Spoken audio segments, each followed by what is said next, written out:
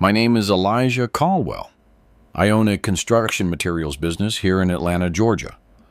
I started small with just one little storefront downtown, but today I have 3 branches spread across the metro region.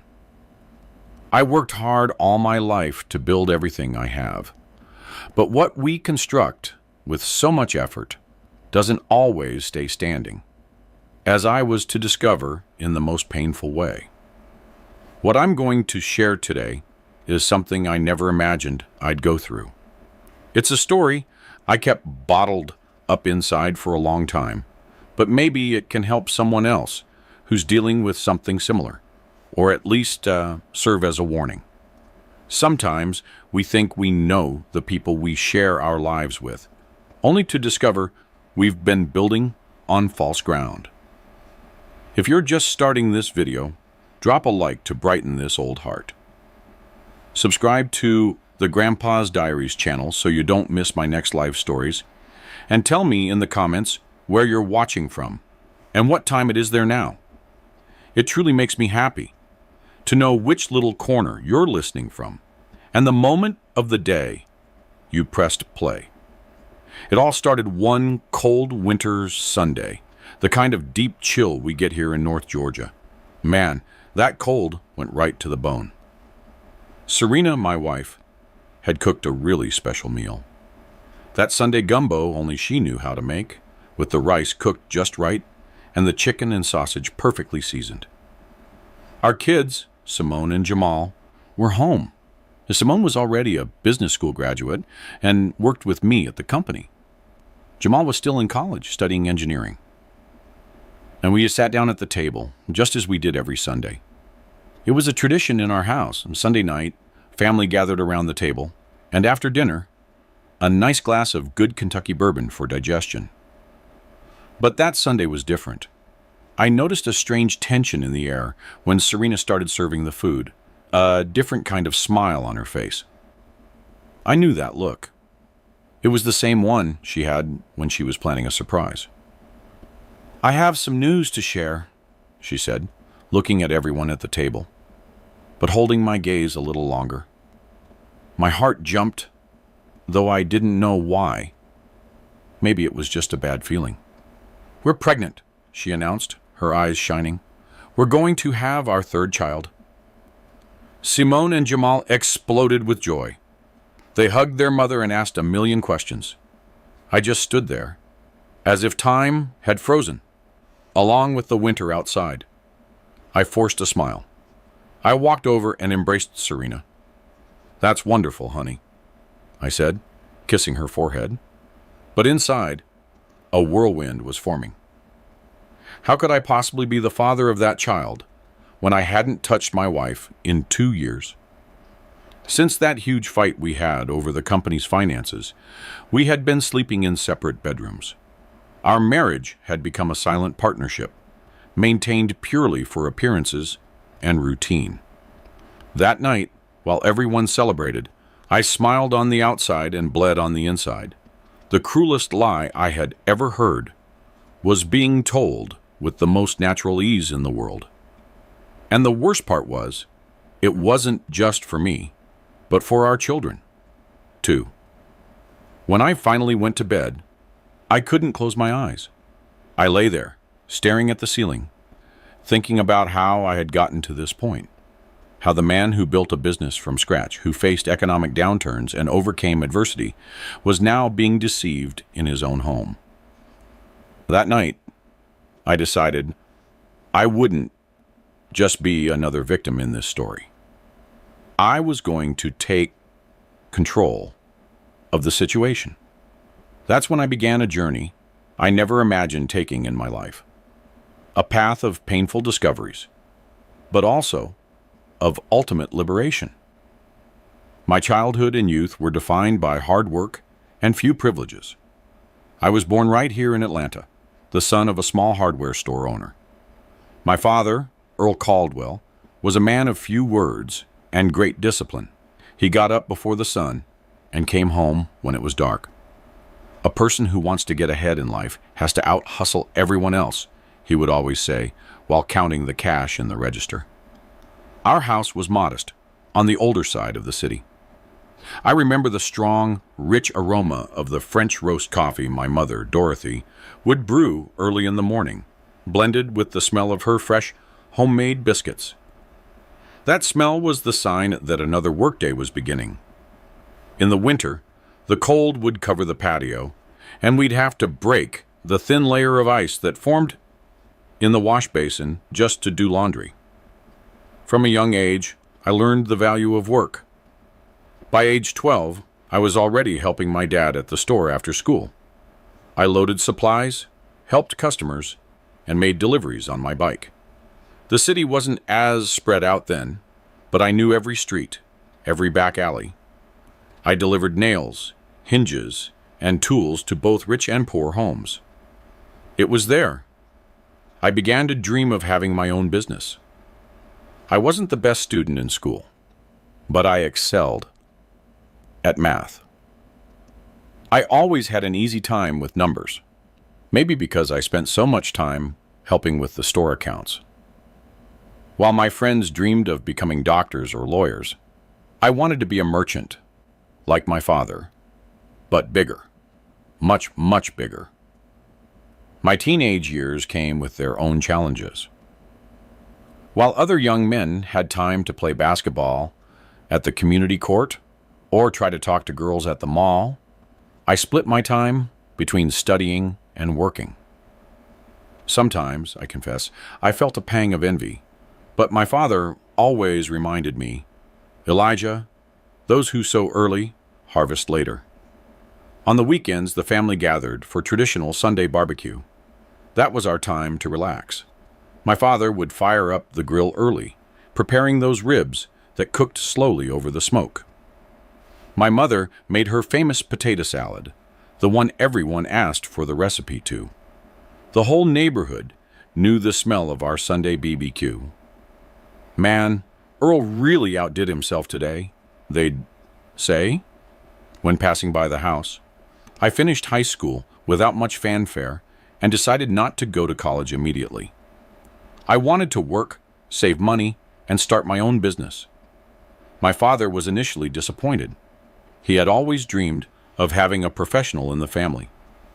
"At least get a technical degree," he insisted. So I did. I studied accounting at night while working during the day. It was during that time that Atlanta was hit by a terrible regional flash flood. The rising waters swept away homes, dreams, and lives. Our store was under 3 feet of water for days, a total loss. I saw my father, a strong man, cry for the first time, sitting on the ruined steps of the shop. "Everything I built," he mumbled, staring into the distance. That was a decisive moment in my life. While others gave up and left, we stayed, rolled up our sleeves, and rebuilt. I learned right then that life can take everything from you in an instant, but it cannot take your will to start over. With the insurance money and some savings, we reopened the store, smaller, more modest, but alive. I worked with my father for a few more years, learning every detail of the business. He taught me that a good merchant knows his products, but a great merchant knows his customers. Remember their names, ask about their family, know when the son is graduating or the daughter is getting married, he'd say. At night, after closing the store, I stayed up, doing the books, planning, and dreaming of my own venture. When I was in my early 20s, my father called me in for a serious talk. "Elijah, you're ready to fly solo," he said as we shared a glass of bourbon on the back porch. "I don't want you stuck in this little storefront for the rest of your life. You have ideas that are too big for this small place." It was with his blessing and a few $1,000s in savings that I opened my first business. A construction supply store downtown, small, just me, and 2 employees. I started by selling the basics: concrete, sand, lumber. I worked sunup to sundown. I opened early, closed late. I slept little, but I dreamed big. In the early days, I almost gave up several times. Competition, was fierce. Suppliers didn't always meet deadlines. Customers haggled over every last penny. But I remembered my father's words. Business is like a plant, Elijah. It needs time, water, and patience to grow. It was during that period of struggle and growth that I met Serena. But that is another part of my story, one that deserves to be told with calm, because it was the beginning of something that I never would have imagined how it would end. I met Serena at the annual church homecoming fall festival. I didn't usually go to many community events. I was too busy focused on the store. But my mother insisted so much that I finally went, more to please her than for my own interest. You only think about that store, Elijah. You need to meet people, live a little, she said while adjusting my shirt collar. It was a chilly December evening with that fine mist that leaves everything damp. The colorful booths, the smell of funnel cakes, and spiced cider filled the courtyard. Strands of colored lights strung on wires swayed in the wind. I remember standing near the game booth when I saw her for the first time. Serena was volunteering at the homemade dessert booth. She wore a floral dress and had her hair pulled back in a ponytail. What struck me most was her smile. She had a way of smiling that lit up her entire face. She was helping an elderly woman with a patience and kindness that charmed me. I walked past the booth several times, trying to look nonchalant. The third time, I finally worked up the nerve and stopped to buy a treat. I'll take a slice of the sweet potato pie, I asked, trying to sound casual. She smiled and asked, "Just one? You're not going to share?"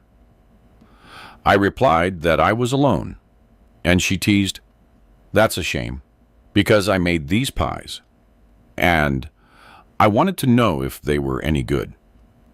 I ended up buying half a dozen slices just to make her happy. We talked for a few minutes right there. I learned she was a middle school math teacher at a public school. She had moved to Atlanta from New York City for college and ended up staying. Unlike me, Serena was talkative, outgoing, and full of stories. When I told her about my store, she was genuinely interested. She asked questions. She wanted to understand how it worked. "You talk about concrete and lumber like they are treasures," she laughed once. Our courtship was fast and intense. In less than a year, we were planning the wedding. My parents adored Serena from the start. My mother, especially, saw in her the daughter she never had. "That girl is special, Elijah. Don't let her get away," she advised while we prepared the traditional Sunday gumbo. The wedding was simple, held at the same church where we met. Serena wore a white dress her mother had helped her pick out. I was sweating bullets inside my rented suit, nervous. Not about the ceremony, but about the commitment I was taking on. I promised myself that day that I would do everything possible to give her a good, comfortable life. The first few years of marriage were a mix of adjustment and a lot of work. And we rented a small apartment close to the store. I left early and came back late. Serena continued teaching, and in her spare time, she helped me with the business administration. She had a knack for paperwork. She organized everything with an efficiency that impressed me. It was her idea to expand into electrical and plumbing supplies. If the customer is already buying the concrete and lumber from you, why not buy the wire and pipe too? She suggested one night over dinner. She was right. The store began to grow slowly but steadily. When Simone, our first daughter, was born, it was a moment of pure joy. Serena decided to stop working for a while to dedicate herself to the baby. "The first few years are the most important," she'd say, while cradling our little girl. I agreed, even though I missed her help at the store. I hired another employee and pressed on. Our routine changed completely. Nights were now ruled by the baby's schedule. Serena nursed, changed diapers, and sang lullabies. I came home late, exhausted, but always made time to hold little Simone. I loved it when she grabbed my finger with that tiny hand. 3 years later, Jamal arrived, and now we were 4. Our apartment felt small, so we decided to buy some land and build our own home. It took time. It was a slow process. We built as money allowed. Serena joked that it was good to own a construction supply store during all this. The business kept growing. I opened a second branch on the other side of the city. I hired more employees. The children grew up, went to school, and established their own routines. Serena went back to teaching part-time. On vacations, we managed to take small trips to the beaches of Miami or Key West. Our marriage seemed solid. We had our disagreements, of course, like any couple. Serena complained that I worked too much, that I wasn't paying enough attention to the family. I argued that all that work was precisely to give them comfort and security. Money isn't everything, Elijah, she'd often say. The kids need their father present, not just what their father's money can buy.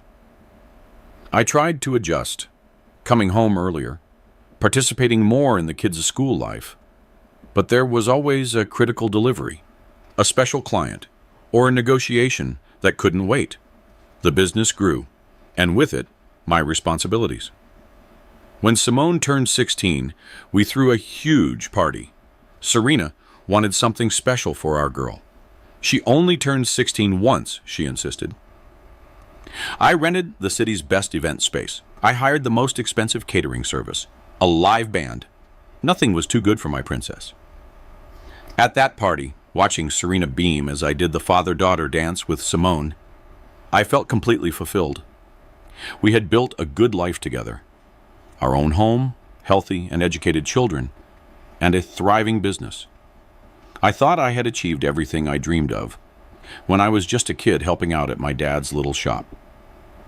Little did I know that behind that captivating smile that had first charmed me at the dessert booth years ago, a shadow was beginning to form that would eventually darken our entire life together. In time, our business grew even more. We opened the third branch and expanded into finishing materials, offering flooring, tiles, and bathroom fixtures. The name Caldwell Construction Supply became a recognized name in the region.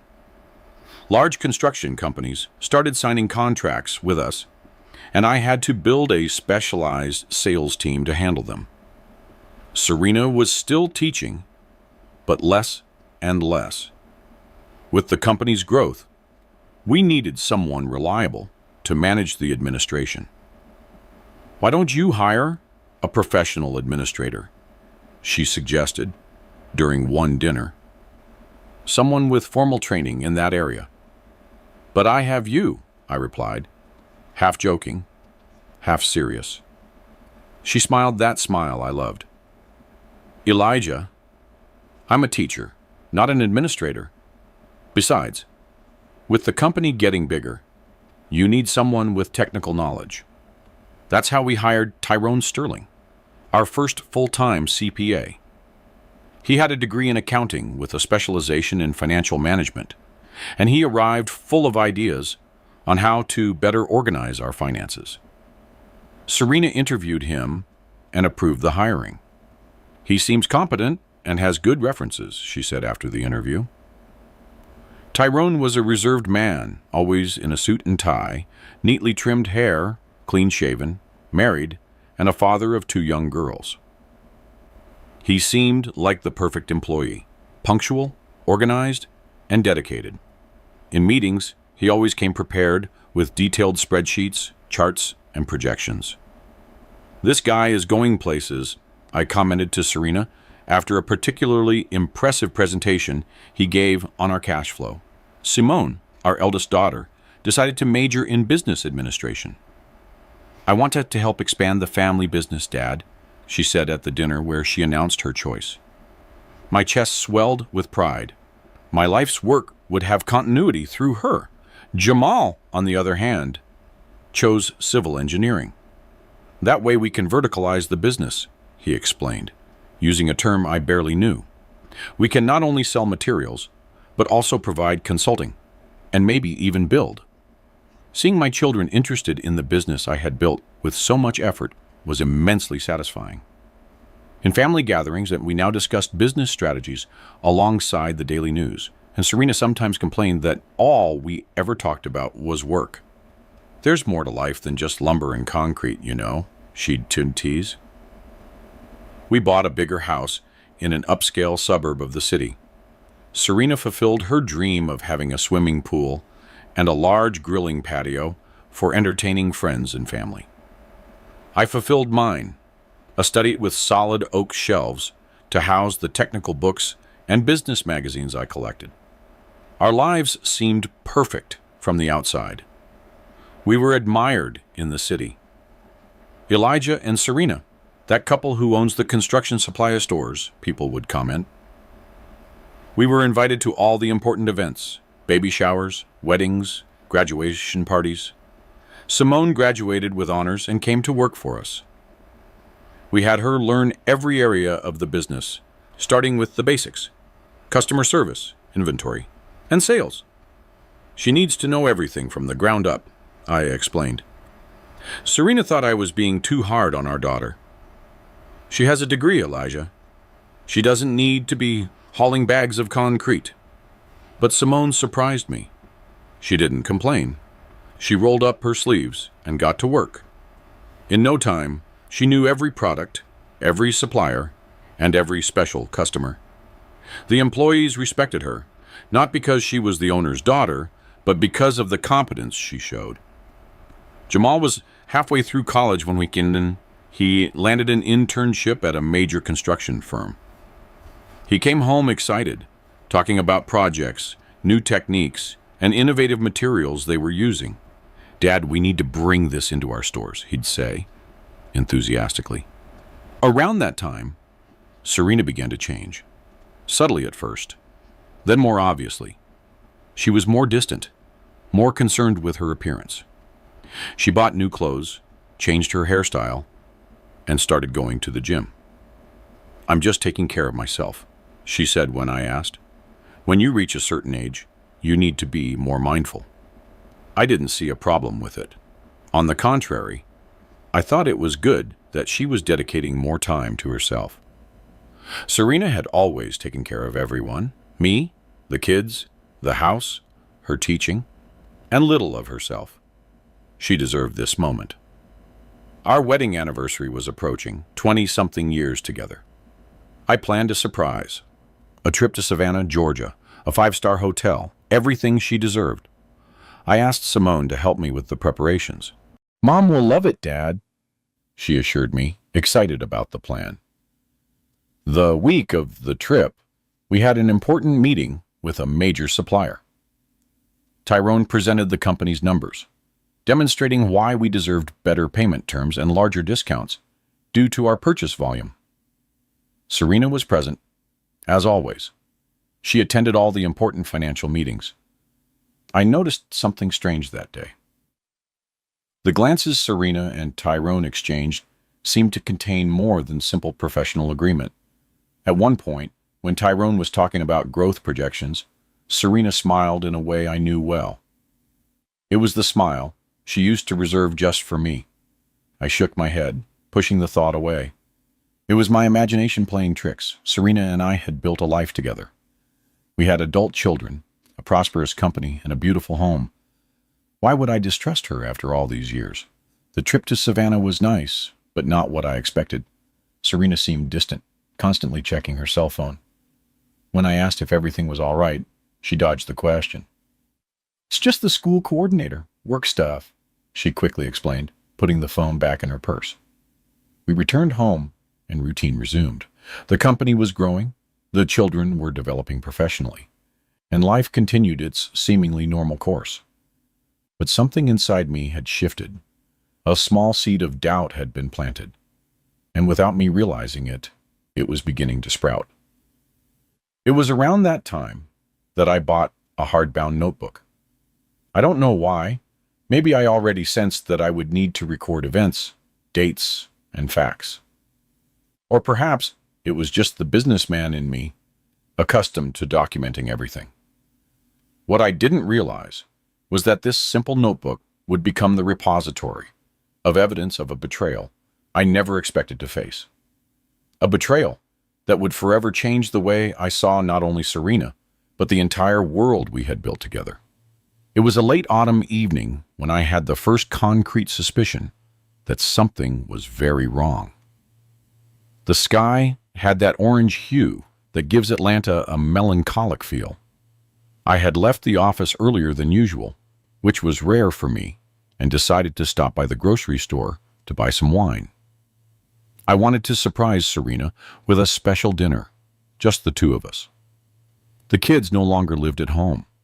Simone had her own apartment near the main store, and Jamal shared a place with friends near the university. In the beverage aisle of the supermarket, I ran into Ms. Lords, our neighbor of many years. She was a friendly woman, the kind who always brings a dessert when you're sick. "Why, Elijah, what a surprise to see you here this late," she commented, while picking out some juice. "Serena told me you always work late on Tuesdays." That caught me off guard. "Tuesdays?" I asked, confused. "Yes, she always mentions that Tuesday is the day you get home latest. That's why she takes advantage of it to go to that ceramics class. I even offered to drive her once, but she said she goes with a colleague from school." I smiled and changed the subject, but that comment hammered away in my head. Serena had never mentioned any ceramics class, and Tuesday was not specifically a day when I worked later than others. My schedule varied based on need. At home, I didn't mention anything. I prepared the dinner as planned. We opened the wine. We talked about trivial things. Serena seemed normal, maybe a little more animated than usual.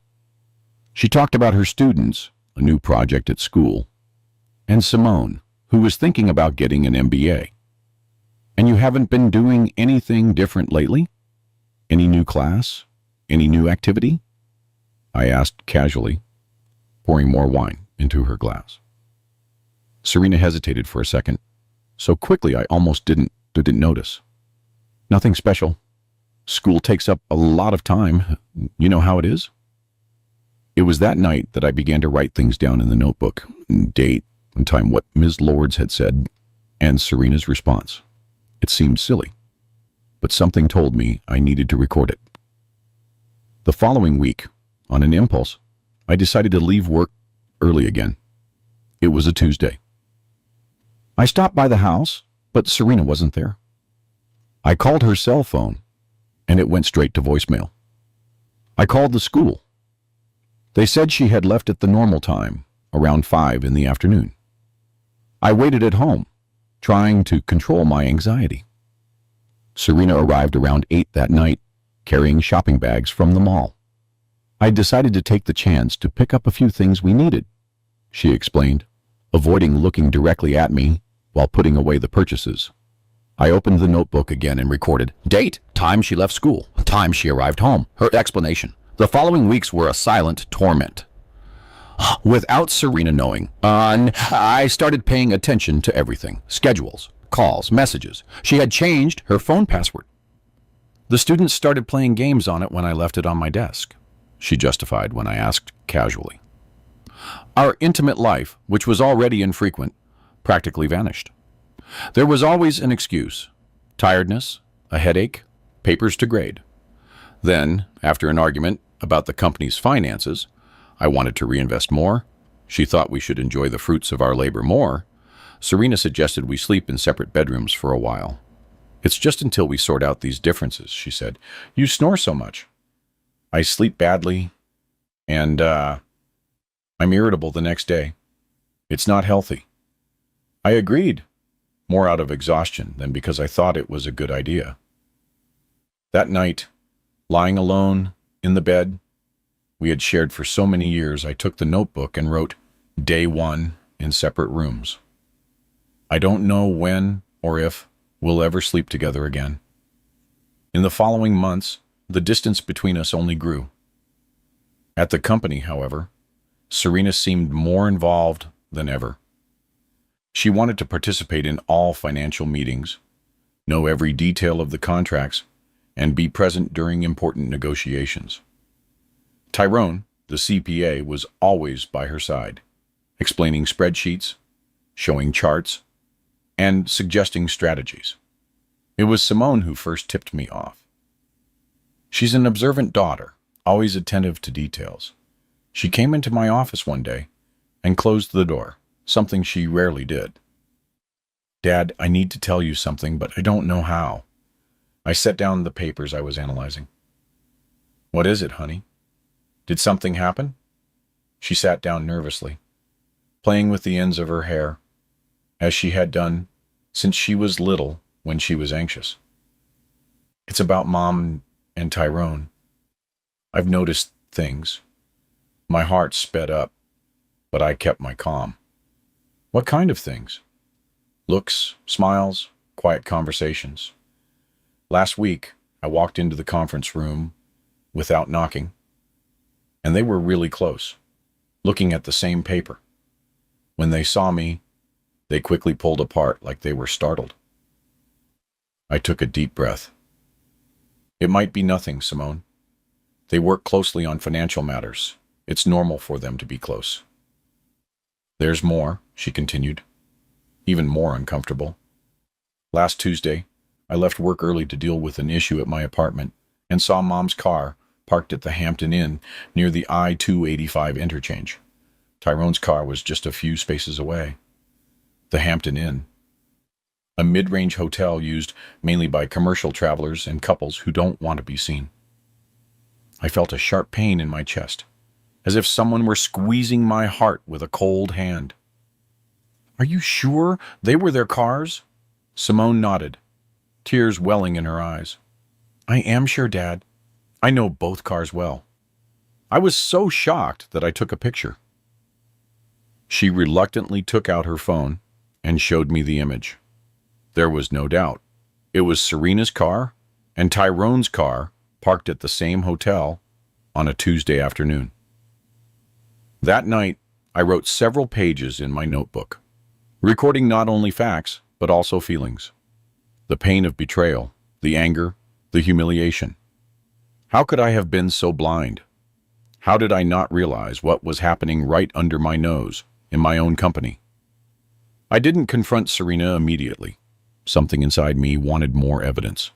I wanted to be absolutely sure before blowing up the world we had built. Or perhaps it was just cowardice, fear of facing the truth, of hearing the confirmation of my suspicions from her mouth.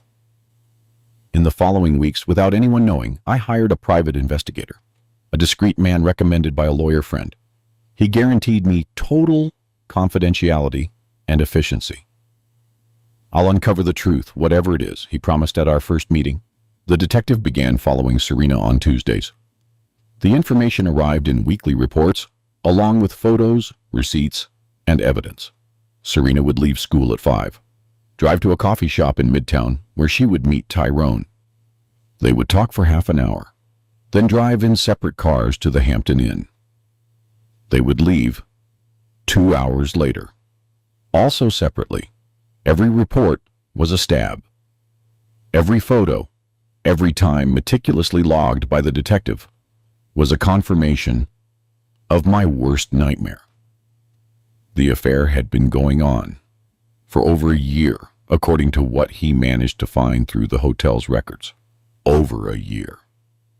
While I was working myself to the bone to keep the business growing, to secure our children's to give us a comfortable life, Serena was having an affair with our CPA. I started logging other things too. Small, strange expenses on the corporate card she used.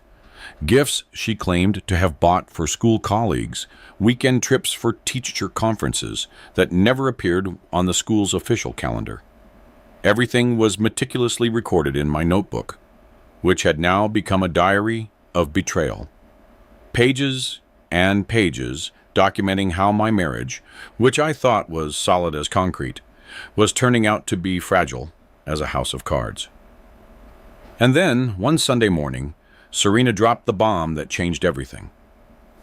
That Sunday dawned with a fine drizzle, typical of autumn. The gray sky perfectly matched the state of my soul. I woke up early.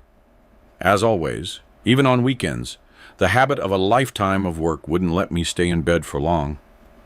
I brewed a pot of strong coffee, the kind only a southern man truly appreciates, and stood on the patio, looking out at the garden Serena tended so carefully. It was there, lost in thought, that she found me. She was dressed too nicely for a Sunday at home. Her hair was impeccable, her makeup light but carefully applied, and she wore an outfit I didn't recognize. Probably one of the many recent purchases she had made without showing me. "Elijah, I need to tell you something," she said, sitting in the chair beside me. There was a strange glint in her eyes, a mixture of nervousness and anticipation. I poured another cup of coffee and handed it to her, an automatic gesture of intimacy that now seemed void of meaning. "What is it?" I asked, keeping my voice neutral, although my heart was already racing. Serena took a sip of coffee, took a deep breath, and then, looking me directly in the eye, she spoke the sentence that would forever be etched in my memory. "I'm pregnant, Elijah. We're going to have our third child." The world stopped. The sound of the drizzle hitting the roof, the birds singing in the garden, everything vanished. All I could hear was the blood pulsing in my temples. Pregnant.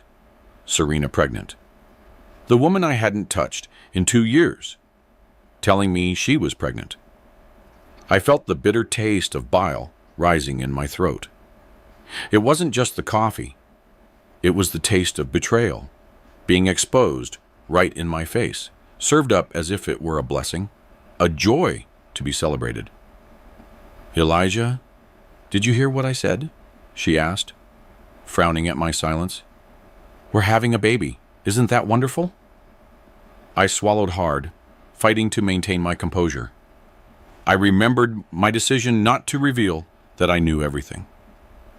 It wasn't time yet. I needed to see how far this farce, this blatant lie would go. "I'm surprised," I finally managed to say. "How did this happen?" A slight blush colored her cheeks. "Well, Elijah, how do all the babies happen?" She let out a nervous little laugh. "I know we haven't been close in a while, but remember that night after the company anniversary party? We had a bit too much champagne." "The company anniversary party 2 months ago? A night when I had stayed late at the office resolving issues with a supplier who had delivered defective material? A night when I hadn't even gone to that party?" It was like being struck by lightning. Not enough that she was betraying me, not enough that she was having an affair with Tyrone. Now she was inventing a night that never existed. She was creating a false memory to justify an impossible pregnancy. How deep was her capacity for lying? For creating an alternate reality? But I kept up the act. I smiled, a smile that didn't reach my eyes, and took her hands. "That's quite the news. I think we need some time to process this." "I wanted to tell the kids today," she said excitedly. "I invited them over for dinner. Simone and Jamal. My children." She intended to involve them in this monstrous lie, too. To make them believe they were getting a sibling, when in reality... I agreed, feeling like I was in a nightmare I couldn't wake up from. "Let's tell them." The rest of the morning passed in a blur. Serena was in the kitchen, humming, as she prepared the Sunday meal. Gumbo, guacamole, those biscuits she made so well. I moved around like an automaton, helping set the table, opening a bottle of wine I wouldn't drink. Simone arrived first, bringing a dessert. She hugged me tight, as she always did. I could feel a slight tremor in her, probably sensing what Serena wanted to announce, given the sudden invitation to dinner. Jamal arrived soon after on his motorcycle, helmet still in hand when he walked in. "Hey, family gathering on a Sunday, huh? What are we celebrating?" he joked, unaware of the irony in his words. We sat down at the table, just as we had so many times over the years. The steaming food, the familiar smell of Serena's seasoning, the smiles, the conversations about the week. A picture of a perfect family, except for the monster of the lie sitting invisibly between us. After everyone had served themselves, Serena exchanged a look with me. I understood the signal. It was time for the announcement. She cleared her throat, smiled at the children, and then, with a voice choked with emotion, whether genuine or rehearsed, I'll never know, she spoke. "Simone, Jamal, your father and I have some wonderful news to share." Simone tensed, almost imperceptibly. Jamal kept eating, distracted. "I'm pregnant," Serena announced, her eyes shining. "We're going to have another child." Jamal's fork stopped halfway to his mouth. Simone visibly paled. "Pregnant?" Jamal repeated, incredulous. But wow. "Are you sure?" Simone asked, looking directly at me, not Serena.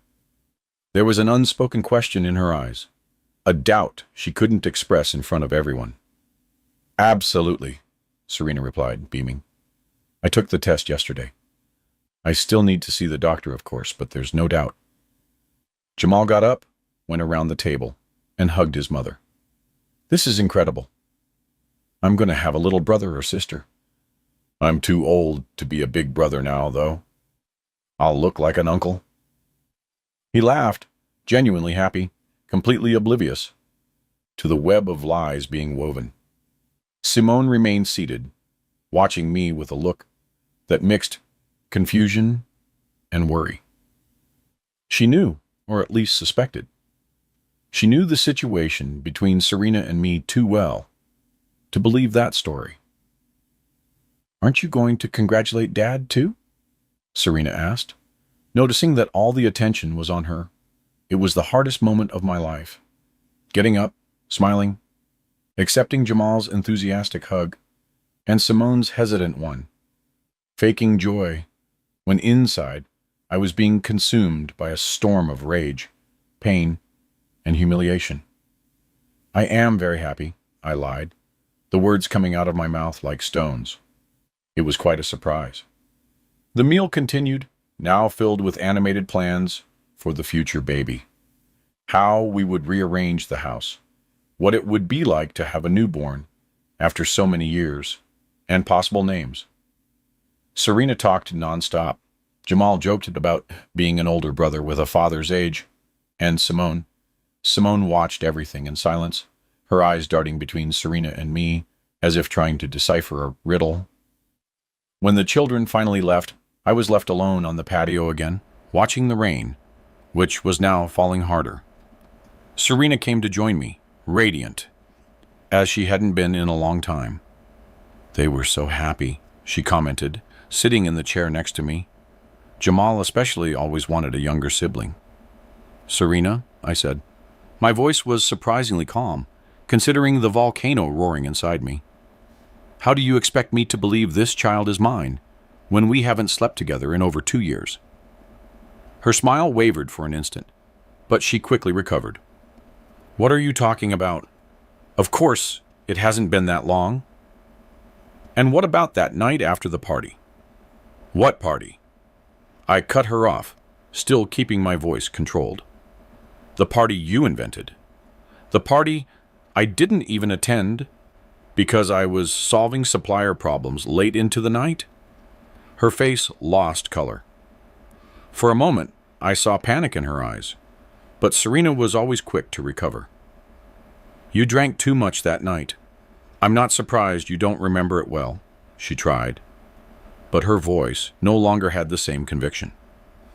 I shook my head slowly, feeling a strange calmness wash over me. The decision had already been made. The plan was already formed in my head. "We're going to have a gender reveal party," I said, surprising her with the change of subject. "A party for what?" she asked, confused. "A gender reveal party. To announce the baby's sex to all the family and friends. Simone told me about this. It's what everyone does these days. A big party, blue or pink balloons, all that." Serena's face lit up again. "But it's too early to know the sex.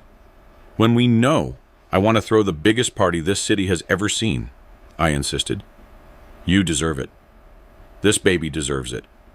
She smiled. That smile that had once made my heart race, and which now only caused me revulsion. "You're really happy about the baby, aren't you?" I smiled back. In my eyes was a determination she mistook for joy. "More than you can imagine. This baby is going to change our lives forever." That night, alone in my room, I opened the notebook and wrote extensively. It was no longer just a record of dates and facts. It was the detailed plan for the biggest reveal Atlanta would ever see. But it wouldn't be the sex of a baby that was revealed.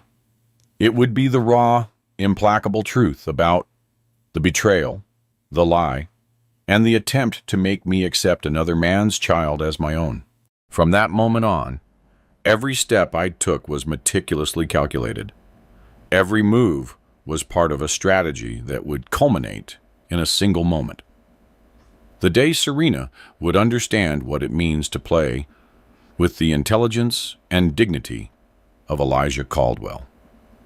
In the weeks following the pregnancy announcement, I lived a double life that I never thought I would be capable of maintaining. On the outside, I was the happy husband, about to become a father again at an age when most men are thinking about grandchildren.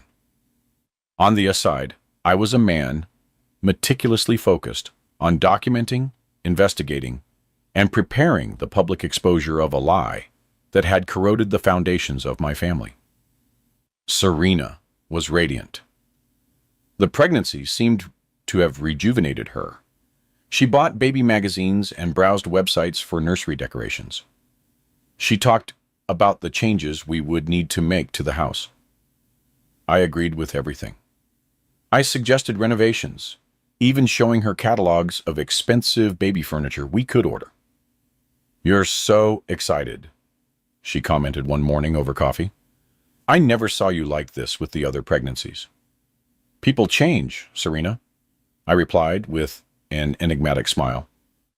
"I'm in a different phase of life. I have time to enjoy things now."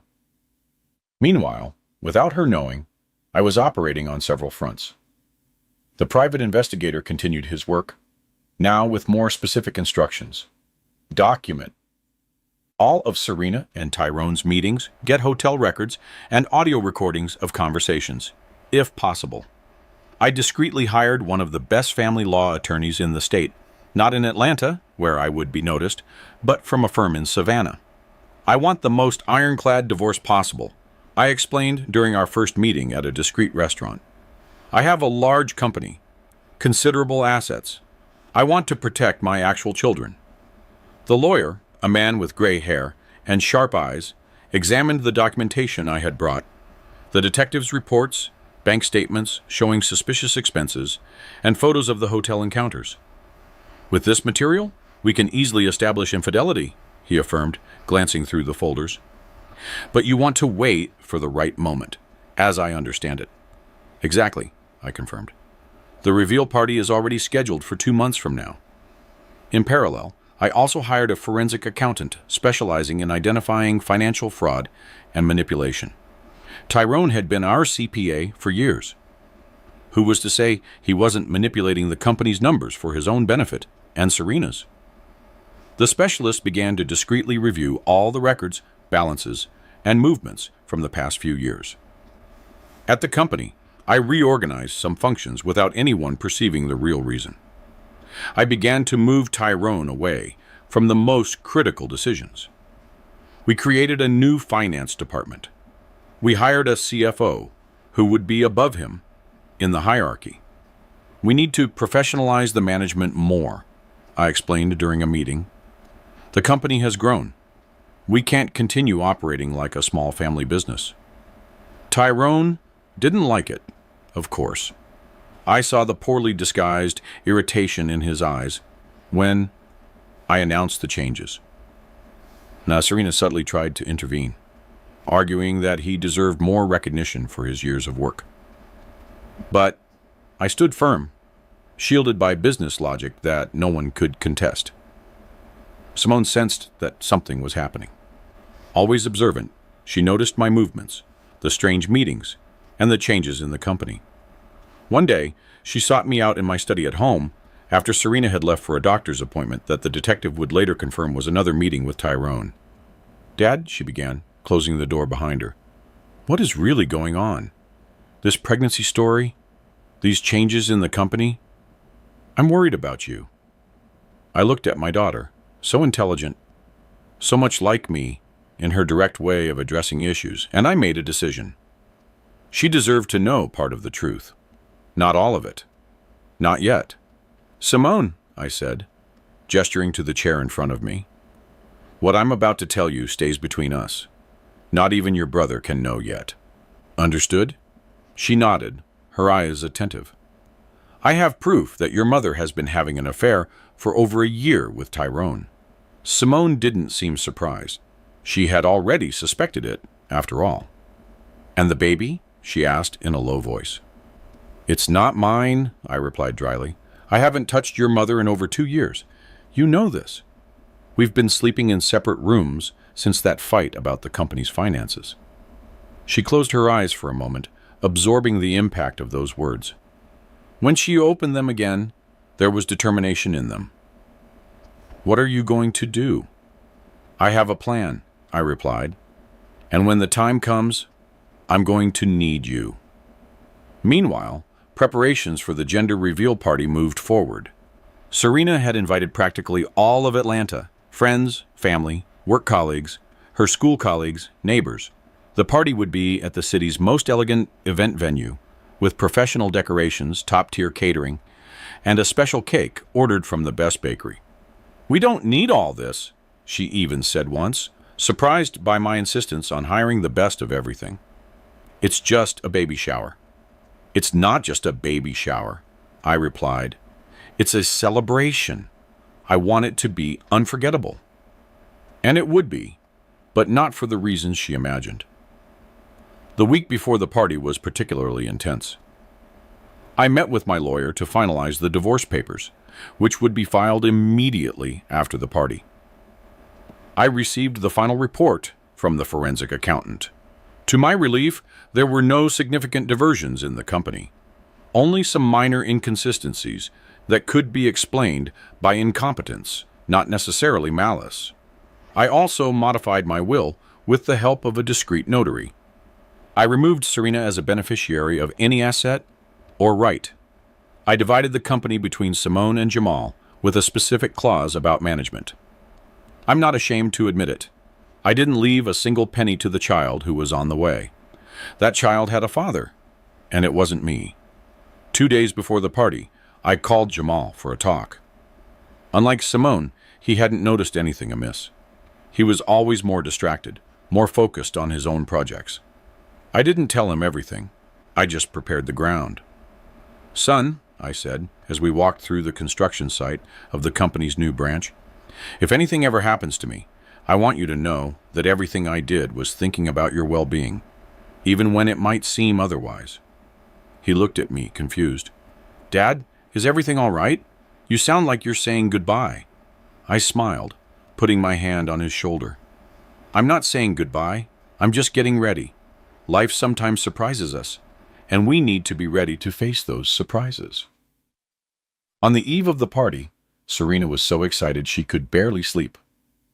I stopped by her room before heading to mine and found her organizing the outfit she would wear. "Tomorrow is going to be a special day," she commented, smiling at me. "The most special day of our lives," I agreed, and for the first time in weeks, I wasn't faking it. It truly would be the most significant day of our lives, just not in the way she imagined. That night, I couldn't sleep. I sat on the patio, watching the stars in the clear Atlanta sky, sipping a bourbon, and thinking about everything I had lived through. The years of hard work, building the company, the birth of the children, the happy moments I had with Serena. How did we get to this point? Where did I go wrong? Was there a specific moment when I could have changed the course of this story? I opened my notebook and wrote one last entry before the decisive day. Tomorrow, everything changes. I don't know how I'll feel after the dust settles, but I know I can't continue living this lie. Serena chose this path when she decided to betray me, not only in the bedroom, but in the most basic trust that should exist between two people. By trying to make me accept another man's child as my own, she crossed a line of no return. May God help me do the right thing, not just the easy thing. The morning of the reveal party arrived with a perfect blue sky, the kind Atlanta reserves for its best spring days. I got up early, put on my best clothes, a navy blue suit I reserved for special occasions, and mentally prepared myself for what was coming. Serena was radiant in a new dress, specially bought for the occasion. We left the house together, looking like the perfect couple everyone believed we were. On the way to the event venue, she took my hand and said, "Thank you for all this, Elijah, for being so happy about this baby. I confess I was worried at first. I thought you wouldn't take it well." I squeezed her hand and replied with the rawest truth I had ever spoken. "Don't worry, Serena. Today, everyone will know exactly how I feel about this pregnancy." The venue was immaculate. Pastel-toned balloons hung from the ceiling. Tables were elegantly set, and fresh flowers were in every corner. A large banner read, "He or she, come and see." In the center was a special table with the reveal cake, covered by a glass dome. Inside, the batter would be blue or pink, revealing the baby's sex when cut. At least, that's what Serena believed. Guests began arriving promptly at 4 in the afternoon. Family, friends, company colleagues, Serena's school teachers, neighbors. Practically our entire social circle was there. I estimated there were over 100 people. I greeted each one with a polite smile, presenting myself as the happy husband, about to discover if he would have another son or daughter. Simone arrived early, looking elegant in a modest dress. In her eyes, I perceived the apprehension. She knew something big was about to happen, even if she didn't know exactly what.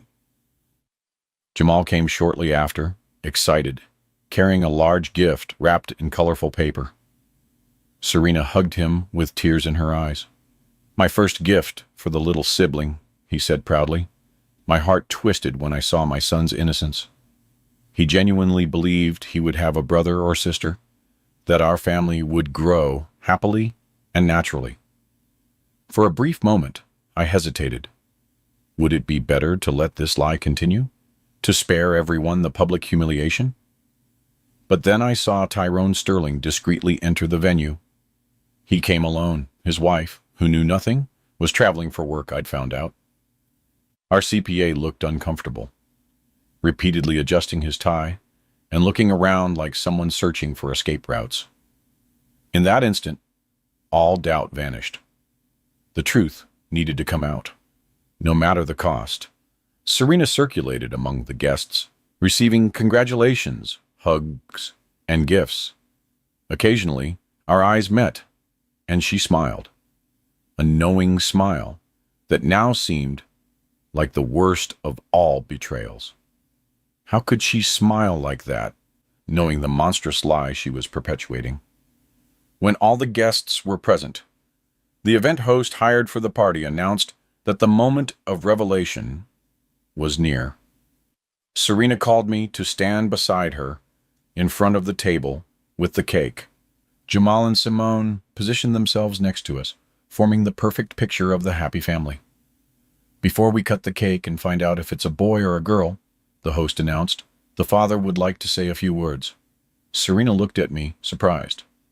This wasn't in the script she had so carefully planned, but she smiled, imagining I would give some emotional speech about the joy of being a father again. I walked up to the small stage set up for the occasion. The room fell silent. All eyes were on me, the successful businessman, the devoted husband, the man who seemingly had everything. "Good evening, everyone," I began. My voice was firm, despite the turmoil in my chest. "I thank each of you for being here at this unique moment in my life." I paused, looking directly at Serena. She was still smiling, not yet perceiving what was about to happen. "As you all know, we are here to celebrate an important announcement. A revelation, you could say." I pulled a small remote control from my pocket. As I pressed the button, a screen slowly descended behind me. Serena frowned, confused. "But before revealing the baby's sex, I would like to share some important information. Information that everyone here deserves to know." The silence in the room was absolute. I pressed another button on the remote, and the screen lit up. The first image appeared: Serena and Tyrone entering the Hampton Inn on different days, but at the same times, week after week. A murmur ran through the room. I saw Serena's face turn white. Her eyes widened in panic. Tyrone, who was in a distant corner, looked like he was about to pass out. "For those who don't know him," I continued, my voice still controlled, "this is Tyrone Sterling, CPA for my company for 5 years, married, father of 2 girls, and apparently about to be a father again." On another slide, bank statements showing payments from Serena's corporate card to lingerie stores and expensive restaurants on days she claimed to be at teacher conferences, purchases that were never discussed at home. "The most interesting thing," I continued, now walking slowly across the stage, "is that these meetings began approximately 18 months ago. Coincidentally, the same period during which Serena and I have not had any marital intimacy." The guests were paralyzed. Some looked at the floor in shame. Others couldn't tear their eyes away from the unfolding drama. Simone had her hand over her mouth, shocked, not by the betrayal she already knew, but by the public way I had chosen to expose it. Jamal looked like he had been struck by lightning, completely motionless, his face a mask of disbelief. "Exactly 2 years ago," I continued, relentless, "after an argument about the company's finances, Serena suggested we sleep in separate rooms. 'It's just temporary,' she said. Since then, we have had no intimate contact. None." Serena took 2 steps toward me, her face contorted in a mix of rage and fear. "Elijah, what are you doing?" she hissed, low enough only for me to hear. I ignored her and continued. "Imagine my surprise when, a few weeks ago, she announced she was pregnant. By me. A miracle, isn't it? Or is it the most brazen of deceptions?" The final slide showed the hotel check-in records, with dates and times meticulously documented, right next to the calendar of medical appointments Serena had left on our refrigerator. The dates matched perfectly. "Ladies and gentlemen, today's reveal party is not about finding out if it's a boy or a girl. It is about revealing the truth. This child is not mine. It cannot be. And Serena knew this when she tried to make me believe otherwise." A deathly silence fell over the room. You could hear the hum of the air conditioning. That's how still everyone was. Serena finally reacted. She rushed onto the stage, tears streaming down her face, trying to regain some control over the situation. "Elijah is confused," she tried to explain, her voice trembling. "We have problems, like any couple. But this is insane. Of course, the child is his." I looked into her eyes. Those eyes that had once made me lose sleep over love, and now made me lose sleep over pain. "Serena, please, no more lies. You know it's impossible. Everyone here knows it now." I turned back to the guests, many of whom were already beginning to stand up, uncomfortable, ready to escape the embarrassing situation. I apologize for involving you in this difficult moment in my life. It was not my intention to cause discomfort, but after years of building a reputation in this city based on honesty and hard work, I could not allow this farce to continue. I could not accept another man's child as my own. Tyrone, who until then had remained paralyzed in his corner, now tried discreetly to leave through a side door, but he wasn't fast enough. Jamal, recovering from the initial shock, intercepted him with a speed I didn't even know he possessed. "Is it true?" my son asked, gripping Tyrone's arm tightly. "You and my mother? The baby is yours?" Tyrone paled even further, if that were possible. He stammered something inaudible, trying to pull away. Simone came down from the stage and approached me. "Dad," she said quietly, "I think that's enough. Let's go home." But I wasn't finished yet. "One last thing," I said, turning to Serena, who was now sitting in a chair, sobbing while a few friends tried to console her. "The divorce papers will be served tomorrow. I've already prepared everything. The house stays with you until the child is born. After that, you'll have to find somewhere else. The company is obviously no longer your place of work." With that, I walked off the stage. The crowd parted for me. Some faces showed sympathy, others shock, others a strange respect. I left the venue with my head held high, aware that I had irreversibly changed the course of my life and the lives of everyone involved. The months that followed were not easy. The scandal swept through the city like wildfire. For a few weeks, I was the main topic in every meeting, every coffee shop, every business luncheon. Some criticized me for the public exposure. Others defended me for reacting to such blatant betrayal. The divorce was finalized in record time. Serena didn't contest anything. I think she knew it would be futile after the public exposure. Tyrone lost his job, obviously, and his wife filed for divorce when she found out everything. The baby was born, a boy, and as I imagined, Tyrone did not officially claim paternity, although a DNA test eventually proved the obvious. It took Simone and Jamal some time to process everything that happened. For a few weeks, they barely spoke to me, shocked by the way I had handled the situation. But over time, especially after frank conversations and some family therapy sessions, our relationship strengthened. They understood that despite the drastic method, I was simply defending my dignity. Today, looking back, I don't regret what I did. Perhaps the manner, but not the essence. The truth needed to come out. The lie could not be allowed to prosper. It couldn't become the foundation upon which we would build the future. Serena now lives in a modest apartment with her son, teaching private tutoring to get by. Tyrone moved to another city, starting his life over far from the scandal. And me, I rebuilt my life. The company is doing well, with Simone taking on more and more responsibilities. Jamal graduated and opened his own engineering firm, which frequently provides services to our stores. As for me, I learned to live alone, not to trust so easily, and to value the truth above all else, even when it hurts, even when it would be easier to live in illusion. Did you like my story? If you listened till the end, drop a number 1 in the comments. If you enjoyed it, you can support me by liking the video and sending a small tip. I've got lots of other life stories like this on my channel, so make sure to subscribe and check them out. I've added 2 new stories on screen that everyone loves. Thanks for being here. See you in the next one. With love.